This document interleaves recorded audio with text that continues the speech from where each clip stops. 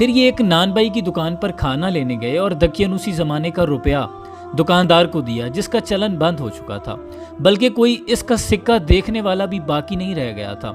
دکاندار کو شبہ ہوا کہ شاید اس شخص کو کوئی پرانا خزانہ مل گیا ہے، چنانچہ دکاندار نے ان کو حکام کے سپرد کر دیا اور حکام نے ان سے خزانے کے بارے میں پوچھ گچھ شروع کر دی۔ کہا بتاؤ خزانہ کہاں ہے؟ یملیخا نے کہا کہ کوئی خزانہ نہیں ہے، یہ ہمارا ہی روپیہ ہے۔ حکام نے کہا ہم کس طرح مان لیں کہ یہ روپیہ تمہارا ہے؟ یہ سکہ 300 برس پرانا ہے اور برسوں گزر گئے کہ اس سکے کا چلن بند ہو گیا اور تم ابھی بھی جوان ہو، لہٰذا صاف صاف بتاؤ کہ عقدہ حل ہو جائے۔ یہ سن کر یملیخا نے کہا کہ تم لوگ یہ بتاؤ کہ دقیانوس بادشاہ کا کیا حال ہے؟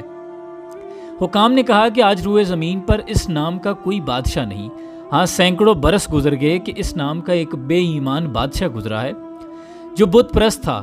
یملیخا نے کہا کہ ابھی کل ہی تو ہم لوگ اس کے خوف سے اپنے ایمان اور جان کو بچا کر بھاگے ہیں۔ میرے ساتھی قریب ہی ایک غار میں موجود ہیں، تم لوگ میرے ساتھ چلو، میں تم لوگوں کو ان سے ملا دوں۔ چنانچہ حکام نے عمائدین شہر کثیر تعداد میں اس غار کے پاس پہنچے۔ اصحاب کہف یملیخا کے انتظار میں تھے۔ جب ان کی واپسی میں دیر ہوئی